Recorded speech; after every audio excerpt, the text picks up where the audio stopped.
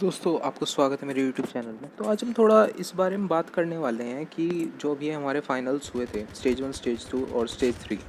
तो जैसे कि स्टेज 2 के लिए कई लोगों ने टीम बनाई थी, तो हमने भी टीम बनाई थी और हमारी टीम मतलब ज़्यादा ही ठीक ठाक थी, बट बहुत बढ़िया टीम थी। पर रीज़न पता है क्या हुआ? हमारे हारने का क्या रीज़न? देखो, हमने 16-17 मैचेस जीत लिए, उसके बाद फिर हम जितने भी मैचेस हारे हैं हमने कंटिन्यूसली हारे हैं, मतलब एक स्ट्रीक में आ रहे हैं। उसका एक रीज़न था, हमारे साथ का जो एक प्लेयर था उसे कहीं जाना था, उसके कुछ एग्ज़ाम्स आने वाले थे। सो इस वजह से हम इसे एकदम स्ट्रेटजी वाइज नहीं खेल पाए और हमने सुबह 8 बजे मैच लगा लिया। अब देखो, सुबह 8 बजे हमारे लिए सुबह होती है, मगर जो फॉरेन कंट्रीज़ हैं उनके लिए सुबह नहीं होती।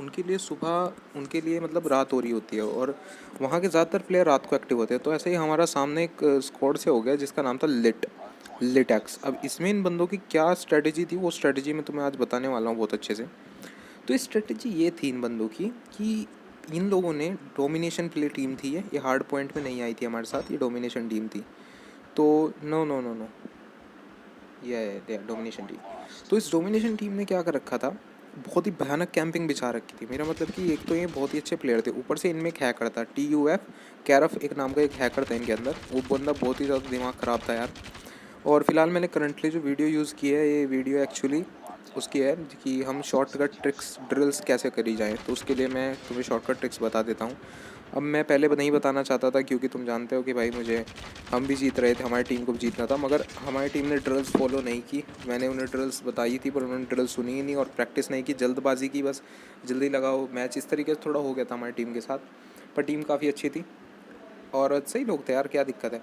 तो फिर बाद में क्या बहुत बड़ी प्रॉब्लम आई, उन लोगों ने क्या किया, एक तरफ से कैंपिंग बिछा ली। मतलब जैसे कि तुम देख रहे हो, यहाँ में इस गाड़ी के पीछे आया, एक बंदा इस गाड़ी के पीछे छुपा हुआ था, एक बंदा ऊपर बैठा हुआ था वहाँ पे जो साइड में घर है, एक बंदा यहाँ से पीक ले रहा था। तो उन्होंने क्या किया, फिर यहाँ एक बंदा छोड़ दे रहे थे वो। अब उनका हर एक प्लेयर ऐसा था जो एक बंदा दो पे क्लच कर रहा था। तो बेसिक हमारी स्ट्रेटजी ये थी, स्पेशली मेरी स्ट्रेटजी ये थी कि तुम दो बंदे जो हैं यहाँ पर रुकना, दो बंदे बी पर जाएंगे और मैं पीछे से जाकर उनके पॉइंट कैप्चर करूँगा। मगर सच्चाई ये थी कि मैं पीछे से जा ही नहीं पा रहा था। वहाँ पे उस बंदे ने बहुत पावरफुल कैम्पिंग बिछा रखी थी, एक बंदा, मगर उनकी भी ये स्ट्रेटजी थी, एक बंदा पीछे खड़ा हो गया, दो बंदे बी पे और दो बंदे सी पे। यहाँ पे क्या प्रॉब्लम हो गई, मैं वहाँ पे अकेला गया। अब मैं एक को तो किसी तरह किल कर दिया बट दूसरे से हार गया। बाद में जब मैंने इन लोगों के बारे में पता लगाया तो मुझे पता चला कि ये लोग फॉरेनर्स हैं, मतलब कि ये हमारी कंट्री की टीम थी ही नहीं, है फॉरेन कंट्री की टीम थी, जो कि मोस्टली मुझे लग रहा था कि सऊदी अरेब से बिलोंग करते हैं, जहाँ पर बहुत हराम का पैसा होता है उनके पास। तो उन लोगों ने आईपैड, आईफोन जो भी है भाई साहब, उन बंदों के पास पूरा सब कुछ था। और हम बंदे तुम जानते हो इंडिया वाले, एंड्रॉयड वाले, बस सुबह 8 बजे। यार देखो, अगर हम साउथ एशिया का सर्वर सेलेक्ट करते हैं तो हमारे जितने भी मैचेस हो साउथ एशिया में ही लगने चाहिए या एशिया मिडल ईस्ट में लगने चाहिए, मगर ऐसा नहीं हुआ। हमारा जो मैच था, हमारा मैच सीधे एक ऐसी टीम से करवा दिया जिसमें एक हैकर है और हमने रिपोर्ट किया, उससे कुछ नहीं हुआ। दूसरी बात, आईफोन इस तरह की चीज़ें यूज़ करना सही नहीं है। चलो उसे तो छोड़ो, ये तो हैकर थे आराम। तो इनके बाद दूसरी टीम की जो स्ट्रैटेजी थी, वो दूसरी टीम नूबड़ी थी, मतलब वो हमारे सामने कुछ भी नहीं टिक सकती थी, हम उसे आराम से मार सकते थे, मगर उसकी टीम बहुत अच्छी थी। मैं उसकी टीम का तुम्हें तरीका बताता हूँ। सबसे पहले उन्होंने कैंपिंग स्ट्रेटजी बनाई कि भाई किस तरीके से कैंप किया जाए। अगर तुम देखो तो 48 डैमेज, मतलब 48 पॉइंट तुम्हें मिल जाते हैं एक हार्ड पॉइंट कैप्चर करने से, वो भी अगर वो थोड़ा बहुत जाता रहे, वरना 75 मिलते हैं अगर तुम कम्प्लीटली कैप्चर कर लो। इसका मतलब दो हार्ड पॉइंट अगर तुमने प्रॉपरली कैप्चर कर लिया तो तुम जीत जाओगे। तो उन्होंने क्या किया, उन्होंने पहले नूब की तरह बिहेव किया और वो बिहेव करते रहे। एंड में उन्होंने क्या किया, उन्होंने यहाँ पे सारे में कैंपिंग बिछा दी बहुत अच्छे से। मतलब ये जो तुम जगह देख रहे हो ना, इसमें पूरे में उसने शील्ड लगा दी, इसके अंदर पूरी 4 शील्ड लगी हुई थी। तो इसकी वजह से, 4 शील्ड की वजह से क्या हुआ, डैमेज बढ़ गया। अब मान लो एक जगह पे 2 शील्ड थी, कोई भी अंदर आता था उस पर शील्ड का डैमेज बहुत अच्छे तरीके से लग जाता था। तो ये उसकी एक स्ट्रेटजी थी, बहुत ही पावरफुल स्ट्रेटजी लगी मुझे।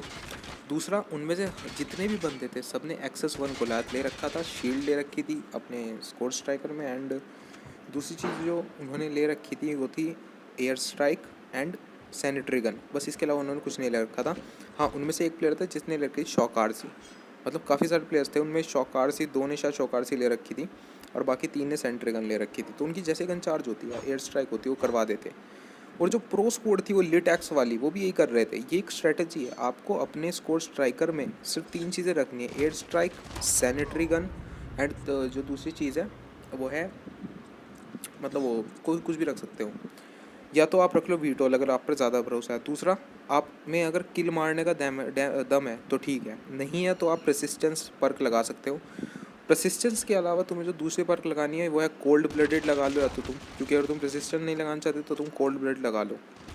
अगली बात, उन बंदों को इस जगह के ऑलमोस्ट हर एक जगह के बारे में पता था। अब सुनो, वो लोग जहाँ उन्होंने ड्रिल प्रैक्टिस की थी उन्होंने सिर्फ 3 मैप में की थी। इसका मतलब cross fire, firing range and तीसरा था स्टैंड ऑफ।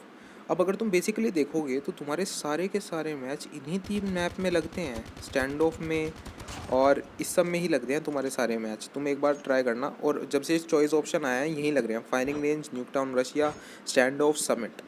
और इनमें ही उन्होंने स्ट्रैटेजी बनाई थी और प्लानिंग की थी। दूसरी बात, उनकी प्लानिंग स्ट्रैटेजी हमारे सामने फेल हो गई थी, क्योंकि हम जानते थे हम उनसे बेटर प्लेयर थे स्किल्स के मामले में। बट रीज़न ये हो गया यार, स्किल्स और मनी में एक बहुत बड़ा डिफरेंस होता है जो कि प्लेयर्स को बहुत नीचे डाल देता है।